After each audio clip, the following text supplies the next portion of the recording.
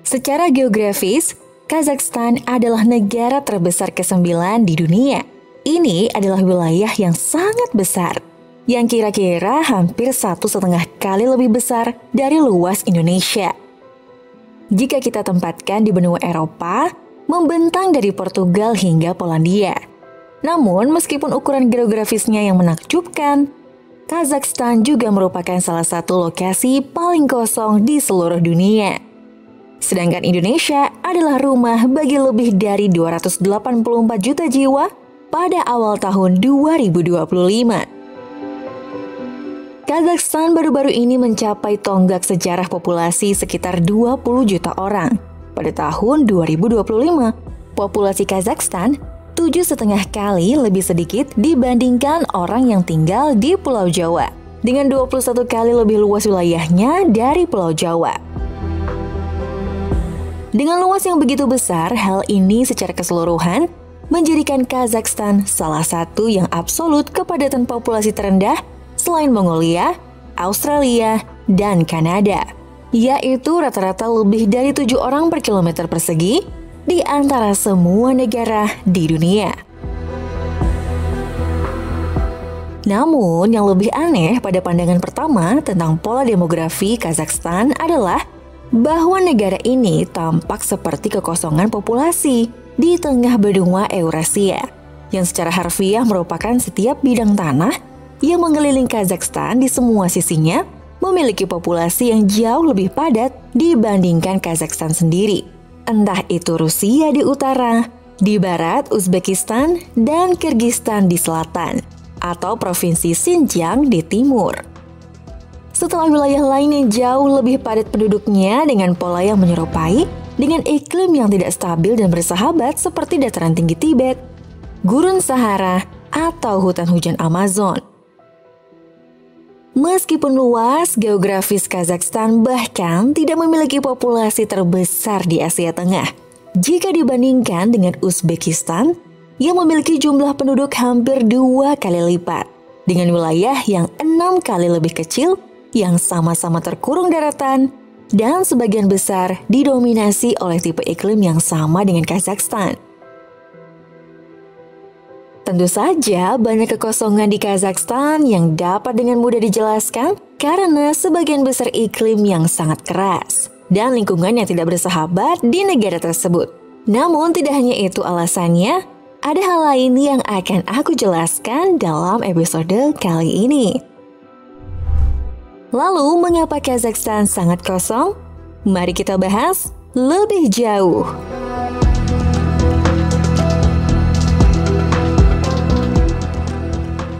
Kazakhstan adalah negara terkurung daratan terbesar di dunia yang berjarak ribuan kilometer dari lautan manapun. Dan dengan hanya perairan besar yang terbatas di dekatnya, seperti Laut Kaspia untuk mengatur iklim di wilayah tersebut. Iklim Kazakhstan adalah salah satu yang paling bervariasi dan ekstrim di dunia. Dengan musim dingin yang sangat dingin dan musim panas yang terik, seluruh daratan negara ini didominasi oleh iklim gurun yang dingin di bagian tengah atau iklim semi kering yang kering di bagian utara dan timur negara. Namun karena ukurannya yang besar, Kazakhstan masih memiliki sejumlah besar lahan subur dan sumber daya air tawar terbarukan yang biasanya kondusif bagi populasi yang jauh lebih besar dari 20 juta orang. Hampir 11% dari luas lahan di Kazakhstan mampu dan cocok untuk pertanian. Sebagian besar terletak di padang rumput yang berada di bagian utara negara, yang meliputi stepa Eurasia yang besar. Kazakhstan memiliki total lahan subur seluas sekitar 296.000 km persegi. Lebih banyak jika dibandingkan dengan Indonesia, yang populasinya melebihi 14 kali Kazakhstan. Dengan luas negara yang jauh lebih kecil, hanya sekitar 263.000 km persegi, lahan pertanian di Indonesia merupakan negara dengan jumlah lahan subur tertinggi ke-13 di dunia. Jika kita mempertimbangkan hal ini, Kazakhstan memiliki lebih banyak lahan pertanian dibandingkan banyak negara lain yang memiliki populasi jauh lebih besar, seperti Pakistan, Sudan, Meksiko, Turki, bahkan Perancis sekalipun. Kazakhstan adalah negara yang sangat berbeda dalam hal ini, yang merupakan negara dengan kepadatan lahan subur per orang tertinggi di seluruh dunia, dengan rata-rata 15,45 meter persegi lahan subur per orang. Jika dibandingkan Australia, Kanada, dan Argentina yang juga memiliki populasi jauh lebih tinggi dibandingkan Kazakhstan. Sementara Kazakhstan juga memiliki jauh lebih banyak sumber daya air terbarukan yang tersedia, sekitar 108 miliar meter kubik per tahun, mengungguli banyak negara lain yang memiliki populasi jauh lebih besar seperti Tanzania, Irak, Pantai Gading, Korea Selatan, dan Afghanistan.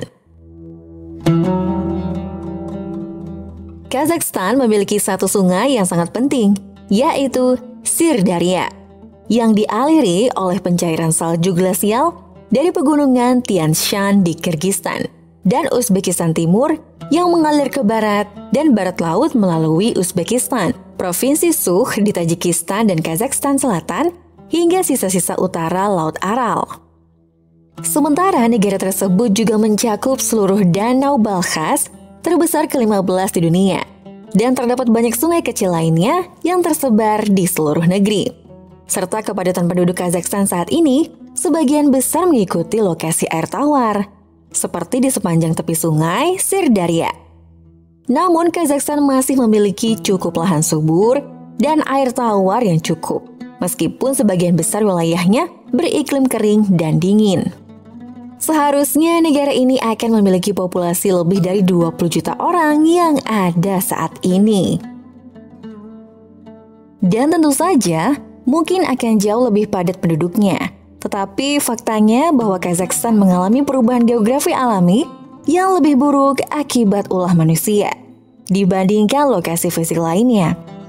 Banyak hal yang membuat Kazakhstan begitu jarang penduduknya saat ini di pusat Eurasia, meskipun terdapat banyak lahan subur dan air tawar yang melimpah. Pada abad ke-20, bencana berkelanjutan yang tidak dapat dimitigasi dengan segala cara. Hingga saat ini pada tahun 2025, masih berusaha dan berjuang untuk mengejar ketertinggalan demografis dan geografis. Dengan konsekuensi selama 1 abad, sebuah situasi yang tidak dihadapi oleh sebagian besar negara lain di dunia saat ini. Kazakhstan lahir pada akhir abad ke-15, pada tahun 1456. Ditandai dengan kemunculan pertama Kekhanan Kazaks, penerus Kekhanan Mongol Turki, sebuah kerajaan nomaden yang terbesar selama berabad-abad, melintasi seluruh wilayah Eurasia Tengah dari Laut Kaspia di barat ke pegunungan Tian Shan di timur. Pada awal abad ke-16, pedagang dan prajurit Rus pertama mulai muncul di tepi barat laut, wilayah Kazakhstan modern, ketika Kosak mendirikan benteng-benteng untuk melindungi jalur perdagangan darat menuju Tiongkok yang kemudian menjadi kota-kota Oral dan Atirau. Tuan rumah Ural, Siberia, dan kemudian Orenburg Kosak secara bertahap membangun diri mereka di bagian-bagian Kazakhstan Utara, yang secara geografis pada akhirnya membawa mereka ke garis depan bangsa Kazakh pada tahun 1600-an. Banyak dari benteng abad ke-17 dan ke-18 ini berkembang menjadi kota-kota modern besar di abad ke-21 saat ini. Dan banyak di antaranya yang dibangun dan awalnya dihuni oleh orang Rusia saat ini, yang terletak di seberang perbatasan Kazakhstan dan bukan di Rusia. Kemudian pada paruh kedua abad ke-19, Kekaisaran Rusia dengan cepat memperluas wilayah kendalinya ke seluruh Asia Tengah melalui penaklukan militer untuk mempertahankan kendali mereka atas wilayah-wilayah yang baru ditaklukkan ini. Singkatnya, Kekaisaran Rusia melalui reformasi agraria Stolpin yang mendorong migrasi petani dan penduduk besar-besaran ke Siberia, sebagian ke wilayah Kazakhstan modern. Lebih dari 4 juta orang etnis Rusia dan Ukraina tiba di kawasan ini antara tahun 1906 dan 1914. Setelah Rusia menyelesaikan pembangunan jalur kereta api Trans-Aral yang untuk pertama kalinya menghubungkan tanah Kinil di Rusia dan Tashkent, Uzbekistan. Ini adalah satu-satunya jalur kereta api yang menghubungkan Rusia, Eropa, dan Asia Tengah. Orang Rusia dan Ukraina secara khusus didorong oleh otoritas Rusia untuk menetap di tanah subur Kazakhstan Utara. Dan pada saat sensus pertama Kekaisaran Rusia yang dilakukan pada tahun 1897, total 4.154.000 orang telah menetap di Kazakhstan modern. Dan jumlah mereka sekitar 11% etnis Kazaks, sekitar 83% atau 3,4 juta dari total populasi orang Rusia. Namun, ketika abad ke-19 memasuki abad ke-20, keseimbangan tersebut tidak bertahan lama karena Kazakhstan mengalami keruntuhan demografis yang dahsyat selama beberapa dekade yang dipicu langsung oleh kebijakan dan perlawanan. Penaklukan Rusia atas Asia Tengah selama paruh kedua abad ke-19 memaksakan rezim kolonial kepada rakyat Asia Tengah, dikenai pajak oleh penguasa Tsar dan berjumlah sekitar 10% dari populasi Kekaisaran Rusia. Pada tahun 1916, Turkestan dan Gubernur Jenderal Stepes telah mengalami banyak pertentangan sosial, tanah, dan antar etnis yang disebabkan oleh pemukiman kembali para pemukim Rusia dan Ukraina. Beberapa undang-undang diadopsi, yaitu Peraturan tentang Pengelolaan Wilayah Turkestan dan Peraturan tentang Pengelolaan Wilayah Akmola, Semipalatinsk, Semireshi, Ural, dan Turgai, yang memungkinkan sebagian besar tanah di wilayah tersebut dialihkan ke kepemilikan Kekaisaran Rusia. Setiap keluarga dari penduduk setempat diizinkan memiliki sebidang tanah seluas 15 hektar untuk penggunaan terus-menerus. Ketidakpuasan rakyat memicu pembagian tanah yang tidak adil, serta seruan para pemimpin Muslim Kazakh untuk perang suci melawan pemerintahan Rusia. Korupsi yang merajalela dari rezim kolonial Rusia dan kolonialisme Tsar menyebabkan terjadinya pemberontakan. Dan juga karena pengalihan tanah oleh pemerintah Tsar kepada pemukim Rusia, Kosak, dan pemukim miskin, ekstremisme politik, kepentingan, dan agama juga berperan dalam hal ini. Hingga pada puncaknya mengakibatkan kerugian yang tidak sedikit. Aku hanya bisa kasih visual angkanya saja karena pedoman komunitas YouTube yang sangat ketat. Hanya dalam waktu beberapa bulan pada bulan Februari 1917, sebagian besar adalah orang Kirgiz dan Kazakh mengalami kekerasan, kelaparan, dan penyakit.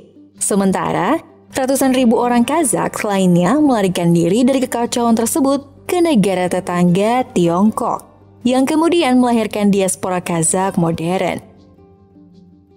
Selama berdiri hampir 2 abad, Kekaisaran Rusia telah menguasai sejumlah wilayah besar, mulai dari Eropa, Asia, hingga Amerika Utara, menjadi salah satu kerajaan terbesar dalam sejarah dunia.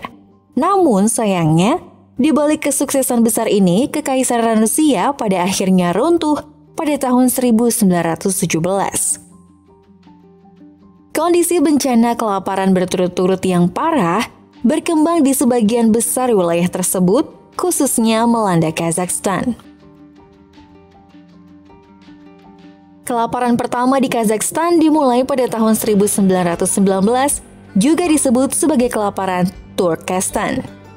Selama Perang Saudara Rusia, serta kebijakan Prodrazvyorska yang diadopsi oleh pemerintah Soviet, jumlah ternak di Kazakhstan menurun dari 30 juta menjadi 16 juta, yang menyebabkan hampir 1 juta orang kelaparan akibat Perang Saudara.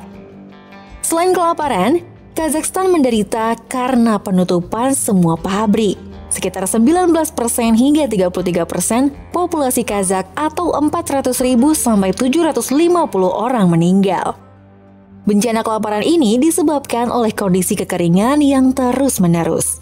Peristiwa itu adalah bagian dari kelaparan besar Rusia tahun 1921 sampai 1922 yang mempengaruhi bagian lain dari apa yang kemudian menjadi Uni Soviet, di mana hingga 5 juta orang meninggal secara keseluruhan.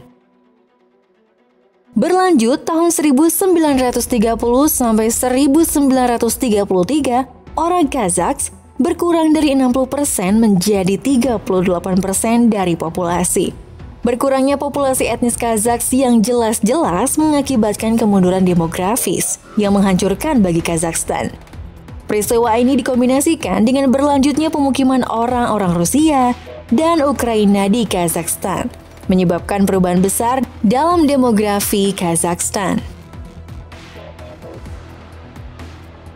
Pada tahun 1926, saat itu suku Kazakh telah menyusut menjadi hanya 58,5% dari total populasi, turun dari 83% dari 3 dekade sebelumnya pada tahun 1897. Sementara pada periode waktu yang sama, populasi Rusia di Kazakhstan modern meningkat lebih dari 2 kali lipat menjadi sekitar 21% dari total populasi. Sementara Ukraina yang juga tumbuh menjadi sekitar 14% dari populasi.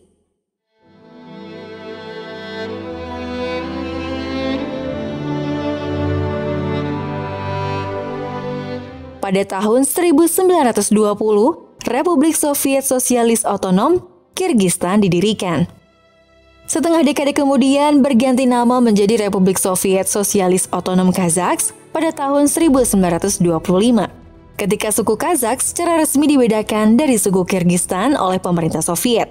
Meskipun Kekaisaran Rusia mengakui perbedaan etnis antara kedua kelompok tersebut, mereka menyebut keduanya Kirgistan untuk menghindari kebingungan antara istilah Kazakh dan Kosak.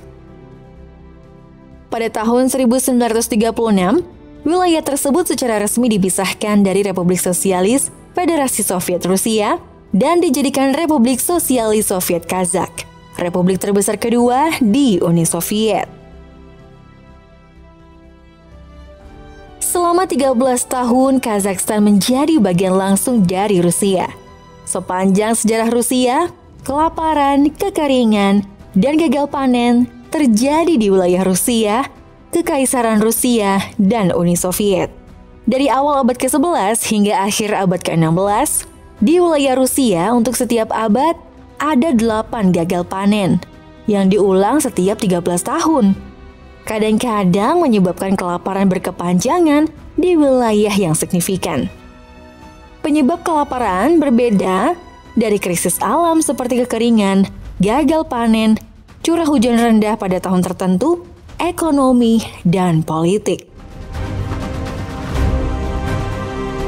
Uni Soviet memperkenalkan program sekaligus kotak Pandora Soviet, kolektivisasi paksa di sektor pertaniannya, antara tahun 1928 dan 1940 selama masa jabatan Joseph Stalin. Hal ini merupakan bagian dari rencana 5 tahun pertama. Kebijakan tersebut bertujuan untuk mengintegrasikan kepemilikan tanah dan tenaga kerja individu ke dalam pertanian, yang secara nominal dikendalikan secara kolektif dan secara terbuka atau langsung dikendalikan oleh negara. Kepemimpinan Soviet dengan yakin berharap bahwa penggantian pertanian petani individu dengan pertanian kolektif akan segera meningkatkan pasokan makanan bagi penduduk perkotaan, pasokan bahan baku untuk industri pengolahan, dan ekspor pertanian melalui kuota yang diberlakukan negara pada individu yang bekerja di pertanian kolektif. Para perencana menganggap kolektivisasi sebagai solusi atas krisis distribusi pertanian, terutama dalam hal pengiriman biji-bijian yang telah berkembang sejak tahun 1927. Masalah ini menjadi lebih akut ketika Uni Soviet terus maju dengan program industrialisasi yang ambisius, yang berarti bahwa lebih banyak makanan akan dibutuhkan untuk memenuhi permintaan perkotaan. Penyitaan gandum membuat petani patah semangat dan produksi gandum berkurang selama tahun 1928. Dan pemerintah kembali melakukan penyitaan. Sebagian besar gandum disita dari petani menengah karena jumlah yang cukup tidak berada di tangan kulak. Dampak yang ditimbulkan pada petani miskin memaksa mereka pindah ke kota. Para petani pindah untuk mencari pekerjaan di industri yang berkembang pesat. Namun, hal ini berdampak cukup negatif pada kedatangan mereka karena para petani membawa kebiasaan mereka dari pertanian. Mereka berjuang dengan ketepatan waktu dan menunjukkan etos kerja yang cukup buruk, yang menghambat kemampuan mereka untuk bekerja di tempat kerja. Pada tahun 1929, terutama setelah diperkenalkannya metode Ural-Siberia untuk pengadaan gandum, perlawanan terhadap penyitaan gandum meluas dengan beberapa insiden perlawanan yang disertai kekerasan. Selain itu, penimbunan besar-besaran dan pemindahan gandum secara ilegal terjadi. Pada bulan November 1929, Komite Sentral memutuskan untuk melaksanakan kolektivisasi yang dipercepat. Petani yang bersedia untuk menyesuaikan diri dan bergabung dengan kolkhozes atau pertanian kolektif diberi hadiah tanah berkualitas lebih tinggi dan keringanan pajak. Sedangkan petani yang tidak mau bergabung dengan kolkhozes dihukum dengan diberi tanah berkualitas rendah dan pajak yang lebih tinggi. Jika bentuk-bentuk paksaan sosial yang lebih rendah ini terbukti tidak efektif, maka pemerintah pusat akan menggunakan bentuk paksaan negara yang lebih keras. Bagi para petani, revolusi adalah tentang memberikan lebih banyak kebebasan dan tanah kepada para petani. Tetapi sebaliknya, mereka harus menyerahkan diri mereka sendiri dengan tanah atau ternak apapun yang mereka miliki kepada pertanian kolektif yang dikendalikan secara terpusat sesuai dengan kebijakan negara. Petani menganggap kolektivisasi sebagai pembudakan kedua. Kolektivisasi tidak hanya melibatkan pengambil alihan tanah dari petani, tetapi juga penutupan gereja, pembakaran ikon, dan penangkapan pendeta. Dengan mengaitkan gereja dengan rezim Tsar, negara Soviet terus melemahkan gereja melalui perampasan dan penindasan. Mereka memutus dukungan keuangan negara untuk gereja dan mensekulerkan sekolah gereja. Para petani mulai mengasosiasikan komunis dengan ateis karena serangan terhadap gereja sangat menghancurkan. Serangan komunis terhadap agama dan gereja membuat marah banyak petani, memberi mereka lebih banyak alasan untuk memberontak. Kerusuhan meledak setelah penutupan gereja pada awal tahun 1929. Pencetus istilah genosida, Raphael Lemkin, menganggap penindasan terhadap gereja Ortodoks sebagai cabang genosida terhadap warga Ukraina jika dilihat dalam kaitannya dengan bencana kelaparan Holodomor. Era kolektivisasi menyaksikan beberapa kelaparan serta perlawanan petani terhadap kolektivisasi. Di Asia Tengah pada tahun 1928, di Kazakhstan Soviet, pihak berwenang memulai kampanye untuk menyita ternak dari orang-orang Kazakh yang lebih kaya, yang disebut Bai. Kampanye penyitaan dilakukan oleh orang-orang Kazakh terhadap orang-orang Kazakh lainnya, dan terserah kepada orang-orang Kazakh tersebut untuk memutuskan siapa yang menjadi Bai dan berapa banyak yang akan disita dari mereka. Keterlibatan ini dimaksudkan untuk menjadikan orang-orang Kazakh sebagai peserta aktif dalam transformasi masyarakat Kazakh. Lebih dari 10.000 Bai mungkin telah dideportasi karena kampanye terhadap mereka. Di daerah-daerah di mana kegiatan pertanian utama adalah pengembalaan nomaden, kolektivisasi bertemu dengan perlawanan besar-besaran dan kerugian besar serta penyitaan ternak.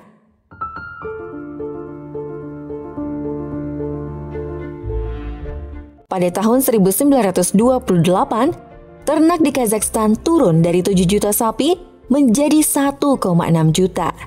Dan dari 22 juta domba menjadi 1,7 juta.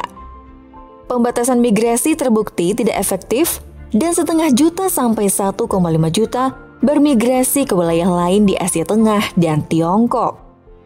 Dari mereka yang bertahan, sebanyak 1 juta orang meninggal karena terjadi kelaparan. Di Mongolia, yang disebut sebagai negara yang bergantung pada Soviet, upaya kolektivisasi dihentikan pada tahun 1932 setelah hilangnya 8 juta ekor ternak. Harapan tinggi yang dinyatakan secara nominal dari para perencana pusat sudah cukup untuk menunjukkan ketidaktahuan mereka tentang konsekuensi akhir dari tindakan mereka, dan bahwa hasil dari tindakan tersebut adalah kelaparan. Semua kaum nomaden Uni Soviet adalah korban kejahatan tersebut, bukan hanya orang Kazakh. Antara tahun 1930 sampai 1933, diperkirakan 1,5 juta hingga 2,3 juta orang di Soviet Kazakhstan meninggal akibat bencana kelaparan yang mencakup setidaknya 1,3 juta etnis Kazakh. Ini adalah penurunan populasi paling tajam sepanjang sejarah Kazakhstan, karena diyakini bahwa sebanyak 42% dari seluruh populasi etnis Kazakh. Sementara sebagian besar etnis minoritas Kazakhstan juga terkena dampaknya, seperti orang Ukraina yang juga kehilangan sekitar 36% dari seluruh populasi. Dan karena betapa parahnya kelaparan yang terjadi pada tahun-tahun tersebut, diperkirakan bahwa sekitar 665.000 hingga 1,1 juta orang Kazakh lainnya meninggalkan negara tersebut dengan ratusan ribu ternak mereka ke negara-negara tetangga seperti Tiongkok, Mongolia, Afghanistan, Iran, Turki, dan Republik-Republik Soviet di Asia Tengah lainnya. Besarnya diaspora Kazakh memperparah kelangkaan pangan, dan kelaparan di Kazakhstan bahkan lebih jauh lagi. Semua orang Kazakh yang berusaha melarikan diri dari negara tersebut selama kelaparan dicap oleh otoritas Soviet sebagai pedagang borjuis ataupun kulak, dan menembak mati ribuan orang Kazakh selama upaya untuk melarikan diri melintasi perbatasan ke Cina.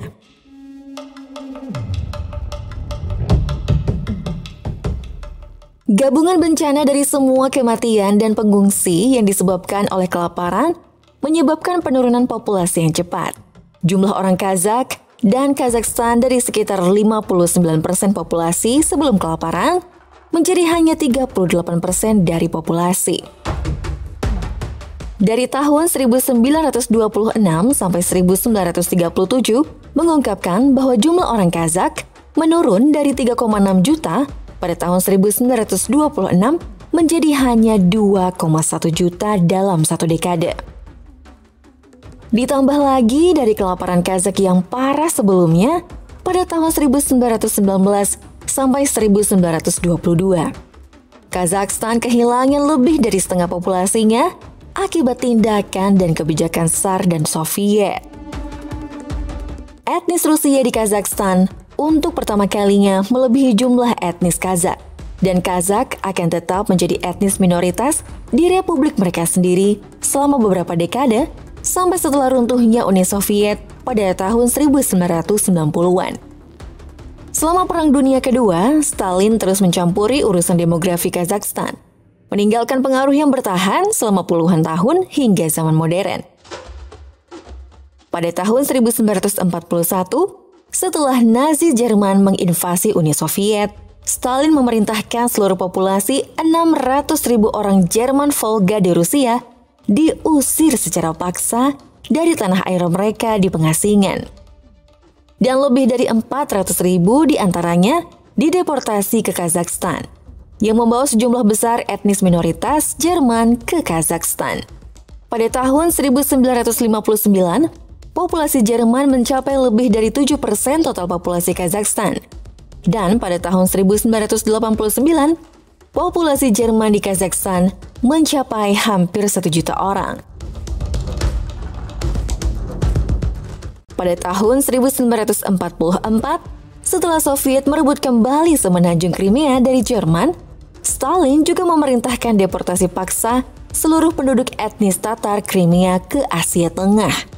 Dan juga dengan tuduhan bahwa mereka semua berkolaborasi dengan penjajah Nazi. Hal ini juga membawa sejumlah besar etnis minoritas Tatar ke Kazakhstan. yang berjumlah beberapa ratus ribu orang, dan pada saat yang sama, semakin banyak penduduk asli Kazakhstan yang meninggal selama Perang Dunia Kedua.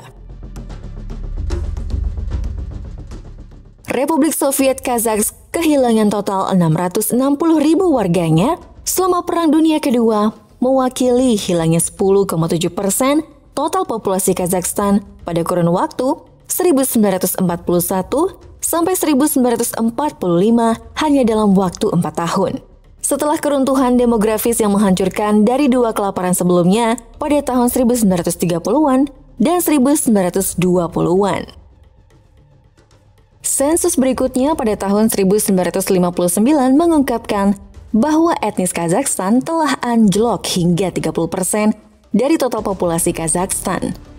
Pada saat itu, orang-orang Rusia menjadi mayoritas baru dengan jumlah lebih dari 42,7% dari total populasi. Sementara orang-orang Ukraina tetap bertahan sebesar 8,2% dan Jerman 7,1% dari total populasi, menjadikan etnis Eropa dan Kazakhstan memiliki gabungan sekitar 58% dari total populasi Kazakhstan. Pertengahan abad ke-20 dan selama sisa era Soviet di negara tersebut, orang-orang Eropa akan tetap mempertahankan mayoritas etnis mereka, bahkan hingga sensus tahun 1989 di negara tersebut. Total populasi etnis Eropa dan Kazakh tetap berada pada mayoritas kecil, yaitu 50,9%.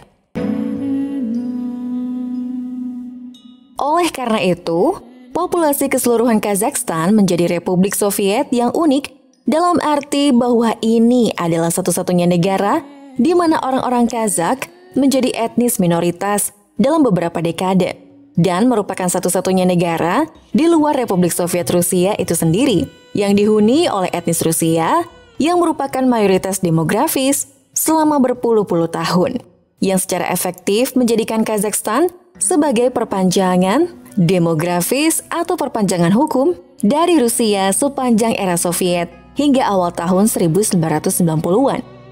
Hal ini kemudian menjelaskan bagaimana selama periode ini, ketika Rusia mendominasi Kazakhstan secara demografis, mereka mampu mengatur sekitar 3 proyek-proyek besar di paruh akhir abad ke-20 yang berusaha membengkokkan dan mengubah geografi Kazakhstan demi keuntungan mereka sendiri, dengan konsekuensi negatif hingga saat ini.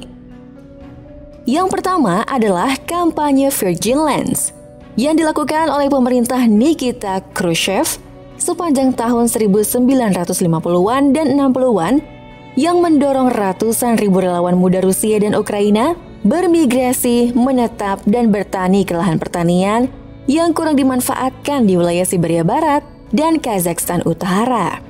Secara keseluruhan, kampanye Virgin Lands berhasil meningkatkan produksi gandum dan mengatasi kekurangan pangan dalam jangka pendek. Meskipun awalnya skema ini berhasil, namun pada akhir tahun 1960, antara tahun 1961 sampai 1963, salah satu tahun terburuk bagi pertanian selama program tersebut, menjadi kegagalan bagi pertanian Soviet.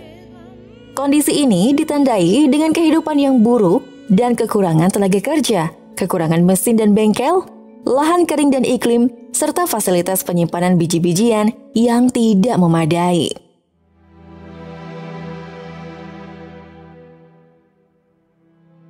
Pada tahun 1949, Soviet mendirikan sebuah wilayah terlarang yang sangat rahasia di Kazakhstan dengan luas yang hampir sama dengan Slovenia, yang mereka juluki sebagai situs uji Semipalatinsk atau The Polygon, tempat uji coba utama senjata nuklir Uni Soviet selama beberapa dekade.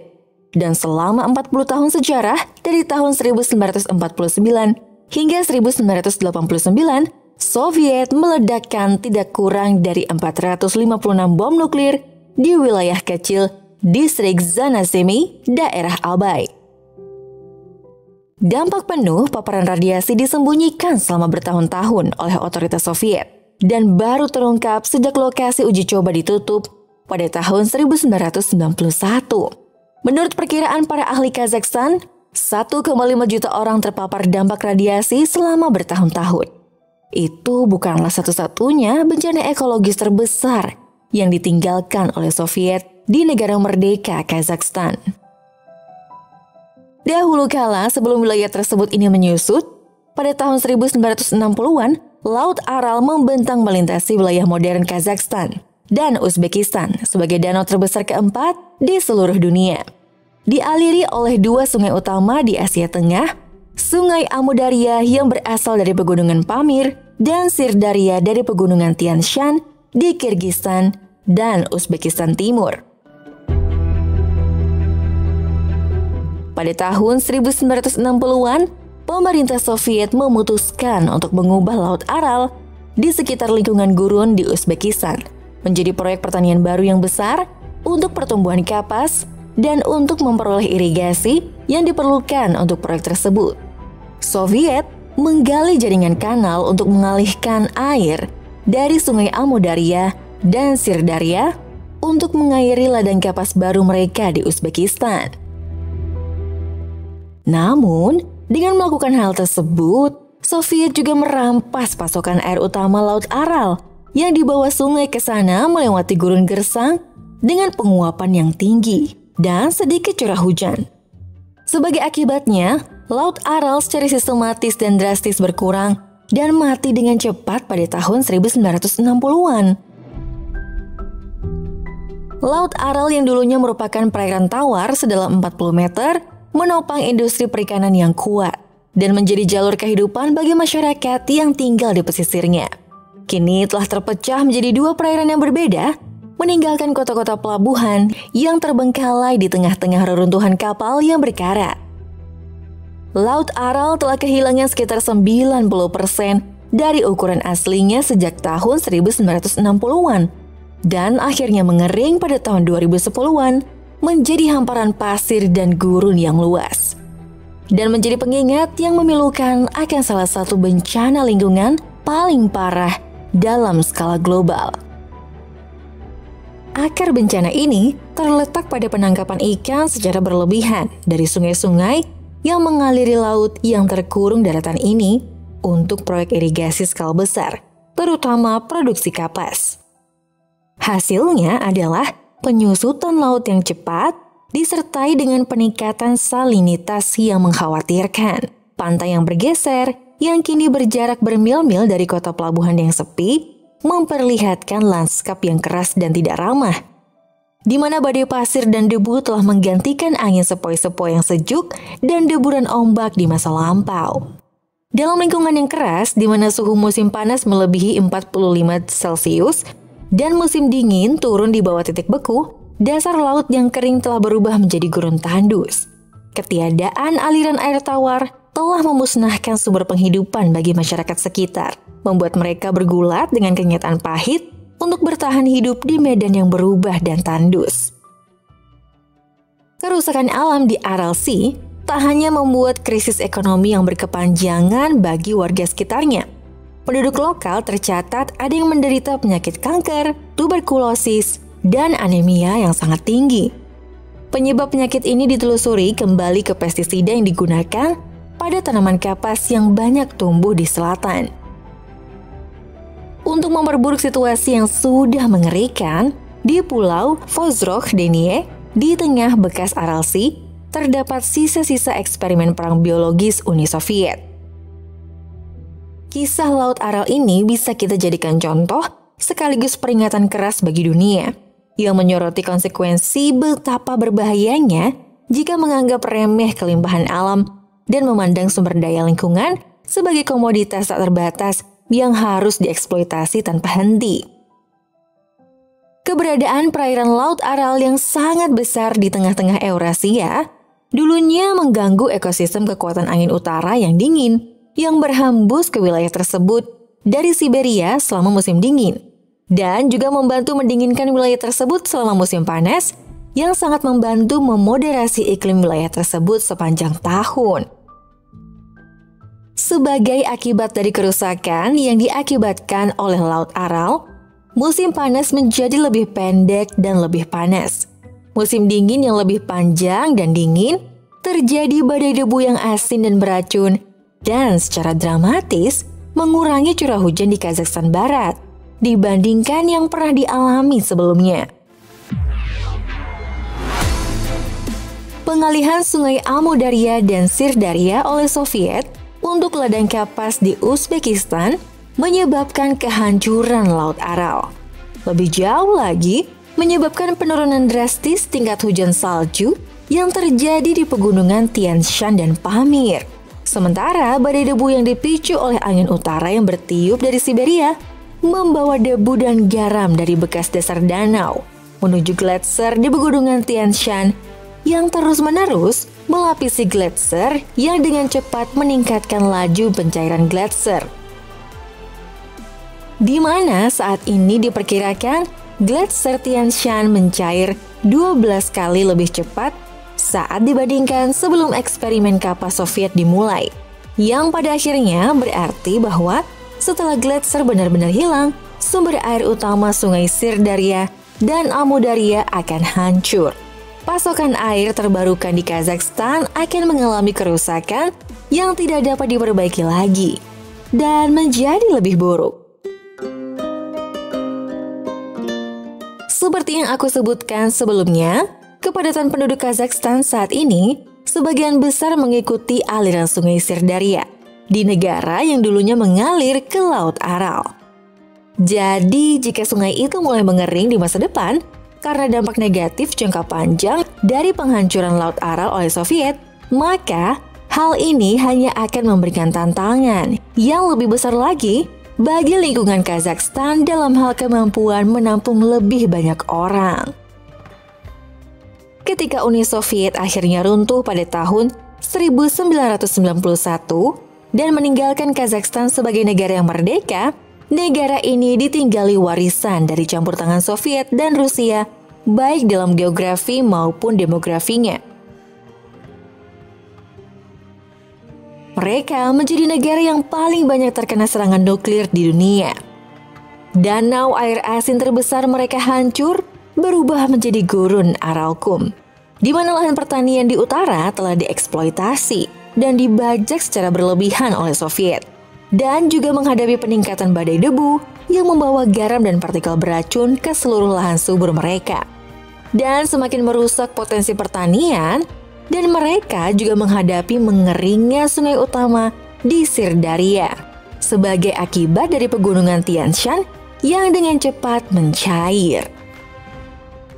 Setelah kemerdekaan pada akhir tahun 1991, Kazakhstan adalah negara dengan sekitar 6,2 juta etnis Rusia, 900.000 lebih etnis Ukraina, sekitar 950.000 etnis Jerman, dan 327.000 lainnya etnis Tatars sebagai akibat dari kebijakan perpindahan penduduk selama beberapa dekade oleh Soviet. Etnis Kazakh sendiri masih berjumlah sekitar 40% dari populasi negara baru tersebut. Setelah Perang Dingin dan berakhirnya kebijakan otoriter dari Moskow, banyak dari kelompok etnis yang tersisa di Kazakhstan dengan cepat mulai meninggalkan negara itu dalam jumlah besar. Eksodus kembali ke tanah air leluhur mereka masing-masing. Hanya dalam beberapa tahun setelah kemerdekaan Kazakhstan pada tahun 1999, populasi etnis Rusia di negara tersebut berkurang 1,7 juta orang. Hanya tersisa sebesar 4,4 juta orang karena jutaan dari mereka mulai kembali ke Rusia. Saat Jerman bersatu kembali setelah tahun 1990, mengizinkan orang Kazakh Jerman untuk dengan bebas pindah ke Jerman dan memperoleh kewarganegaraan Jerman berdasarkan hukum lama negara tersebut. Kepulangan yang dengan cepat menyebabkan ratusan ribu etnis Jerman di Kazakhstan menerima tawaran tersebut dan berangkat ke Jerman. Undang-undang tersebut pada akhirnya terbukti cukup kontroversial di Jerman. Namun, karena hampir tidak ada orang Kazakh Jerman yang berbicara bahasa Jerman, karena nenek moyang mereka, orang-orang Jerman Volga, telah hidup dalam sistem Rusia dan Soviet selama berabad-abad, dan secara efektif merupakan orang-orang Jerman yang sepenuhnya terusifikasi secara budaya dan bahasanya. Banyak di antara mereka yang berjuang untuk beradaptasi dengan masyarakat Jerman baru yang sama sekali tidak mereka kenal sebelumnya. baik secara culture dan bahasa. Pada saat yang sama, ratusan ribu warga Kazakh, Ukraina, dan Tatar bermigrasi ke Ukraina dan juga bermigrasi ke Crimea.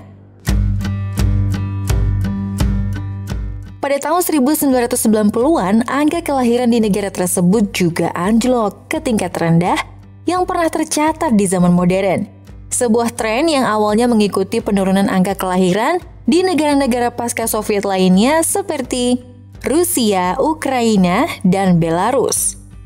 Perekonomian Kazakhstan berjuang untuk beradaptasi dengan cepat dari rezim komunis, dari era ekonomi sistem komando yang telah meresap selama beberapa dekade, berganti ke dalam ekonomi pasar terbuka kapitalis yang baru.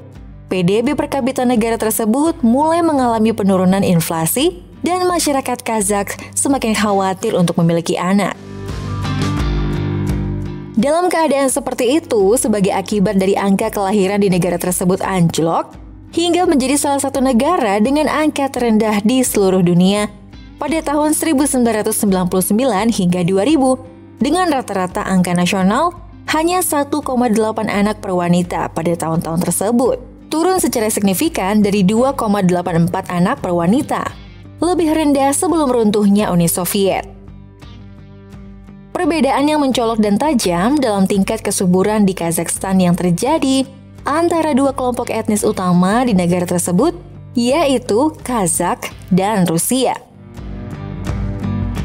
Pada tahun 1999, tahun yang sama, ketika tingkat kesuburan nasional di Kazakhstan mencapai titik terendah dengan rata-rata 1,8 anak per wanita. Perempuan Kazakh di negara tersebut rata-rata 2,5 anak per perempuan.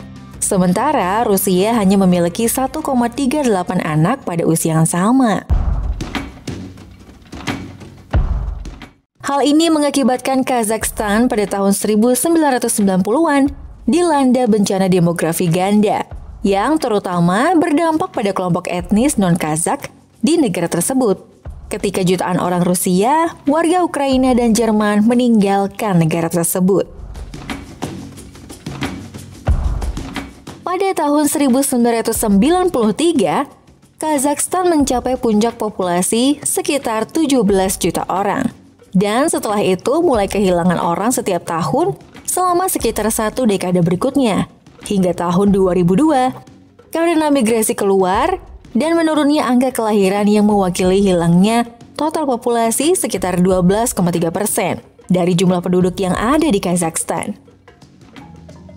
Hal ini bahkan lebih mewakili keruntuhan populasi yang keempat, yaitu setelah tahun 1941 sampai 1945, kehilangan lebih dari 10,7% penduduk, periode 1916 sampai 1923, Kazakhstan kehilangan 19% penduduknya. Periode kelaparan besar dari tahun 1930 sampai 1933 yang menyebabkan 42% populasi lainnya hilang. Kepadatan populasi di negara tersebut juga menyusut ke titik terendah, yaitu hanya 5,6 orang per kilometer persegi. Dan hal ini akan memakan waktu sekitar 20 tahun bagi Kazakhstan untuk memulihkan hilangnya populasi yang diderita sepanjang tahun 1990-an. Hingga pada tahun 2013 yang mencapai 17 juta orang. Setelah memperoleh kemerdekaan pada tahun 1991, Kazakhstan dengan cepat berada di bawah kekuasaan pemerintahan otoriter Nursultan Nazarbayev, yang kemudian memimpin Kazakhstan selama hampir 3 dekade, hingga tahun 2019. Dan selama dekade tersebut berkuasa, Nursultan Nazarbayev membantu mengubah demografi internal Kazakhstan lebih jauh lagi. Dia mengadopsi beberapa kebijakan ekonomi untuk mendorong etnis Kazakh dan keturunan mereka di diaspora yang telah meninggalkan negara itu pada abad ke-20 untuk kembali ke Kazakhstan. Pemerintahnya sangat mendorong mereka untuk sebagian besar menetap di utara Kazakhstan, di mana populasi etnis Rusia yang juga sebagian besar terkonsentrasi di sini. Kebijakan ini telah menyebabkan sekitar 1 juta etnis Kazakh yang lahir di luar Kazakhstan telah kembali ke negara tersebut, di mana mereka sekarang mewakili sekitar 6% dari keseluruhan populasi negara tersebut. Ketika kebijakan ini diberlakukan, perekonomian Kazakhstan mulai pulih dengan cepat pada tahun 2000-an, berkat dibukanya industri minyak dan uranium negara tersebut. Kazakhstan kaya akan sumber daya alam, namun sepanjang era Soviet, investasi luar negeri negara tersebut ditutup. Hal ini berubah setelah kemerdekaan. Perusahaan energi dan pertambangan asing yang besar semua mulai menggelontorkan investasi senilai puluhan miliar dolar untuk mengeluarkan sumber daya negara yang berlimpah dan sebagian besar disalurkan ke barat. Pada tahun 2000, konsorsium perusahaan energi barat dan perusahaan minyak milik negara Kazakh tiba-tiba membuat penemuan besar-besaran di bagian utara Laut Kaspia di Kazakhstan yang dijuluki Kashagan Field. Mereka menemukan ladang minyak terbesar yang pernah ditemukan di dunia dalam 30 tahun terakhir. Kashagan saja diperkirakan mengandung 13 miliar barel cadangan minyak mentah yang dapat dipulihkan, lebih banyak minyak dibandingkan Aljazair. Hanya dalam waktu 12 tahun setelah penemuan Kashagan pada tahun 2012, perusahaan-perusahaan dan pemerintah di seluruh dunia telah berinvestasi.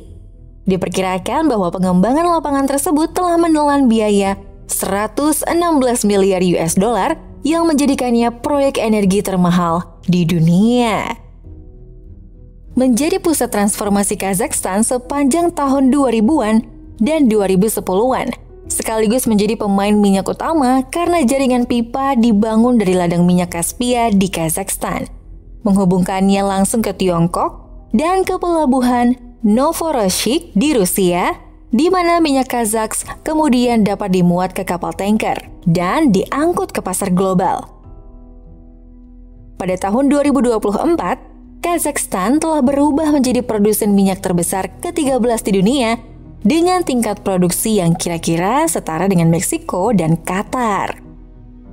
Dalam kurun waktu 30 tahun sejarah setelah kemerdekaan Kazakhstan, antara tahun 1991 sampai 2021, lebih dari 370 miliar dolar penanaman modal asing mengalir ke negara tersebut, dan sebagian besar investasi untuk mengembangkan ladang minyak dan saluran pipa Kaspia.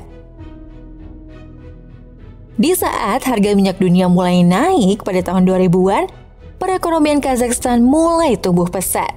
Seiring dengan pertumbuhan tersebut pada tahun 2006, industri minyak Kazakhstan telah melambungkan negara ini hingga menyumbang sekitar 60% dari keseluruhan PDB gabungan di Asia Tengah. Dan seiring dengan pemulihan dan pertumbuhan perekonomian negara tersebut, serta PDB per kapita, kemampuan negara tersebut untuk menarik lebih banyak lagi orang Kazakh dari luar negeri juga meningkat. Demikian pula dengan tingkat kesuburan negara tersebut mulai pulih dan tumbuh. Kazakhstan adalah studi kasus yang cukup unik dalam teori demografi modern, karena ini adalah contoh yang sangat langka dari sebuah negara di dunia kontemporer yang angka kelahirannya anjlok hingga menjadi salah satu yang terendah di dunia pada tahun 2000. Namun kemudian pulih dengan cepat menjadi salah satu yang tertinggi di dunia hanya 2 dekade kemudian pada tahun 2021, seiring dengan pertumbuhan ekonomi menjadi lebih dari 3,3 anak per wanita.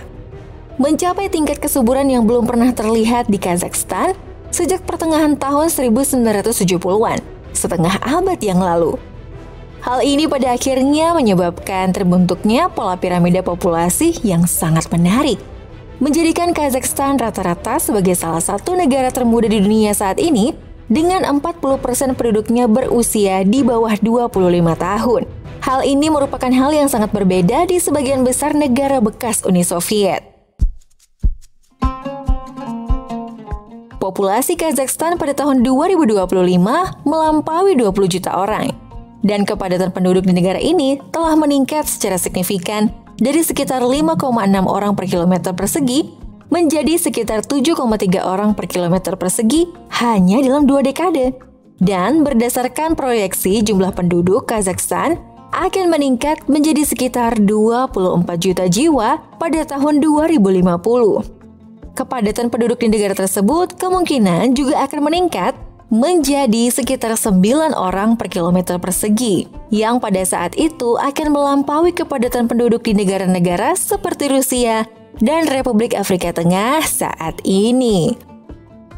Saat ini pada tahun 2020-an, etnis Rusia hanya mewakili sekitar 15% total populasi di Kazakhstan.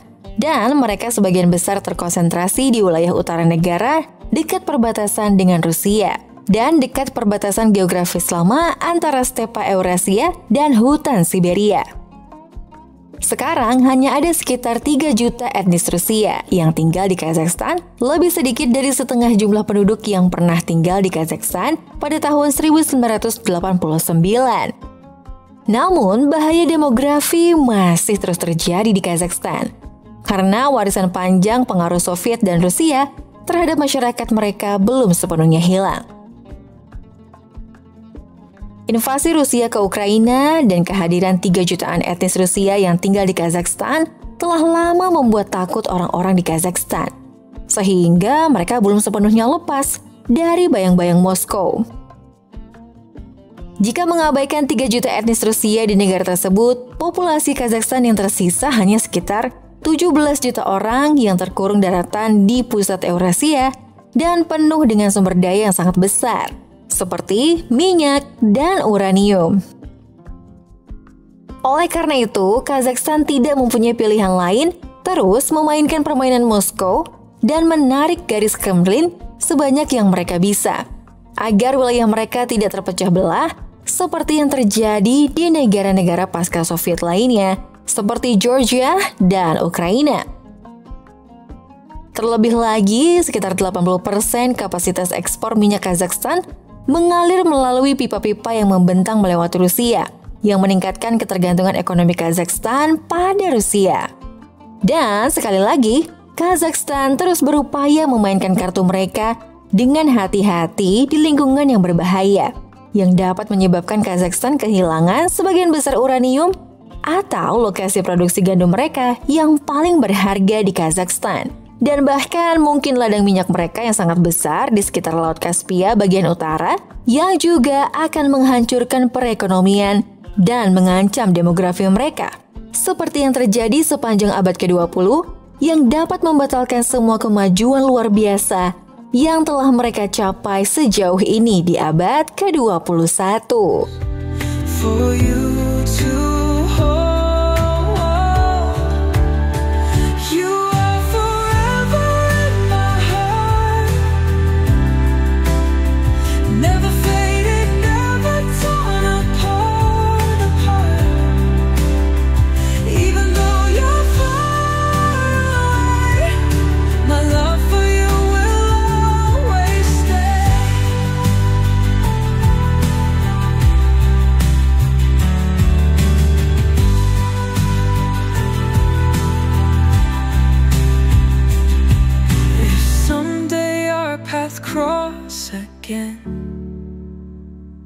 I whisper all I couldn't say,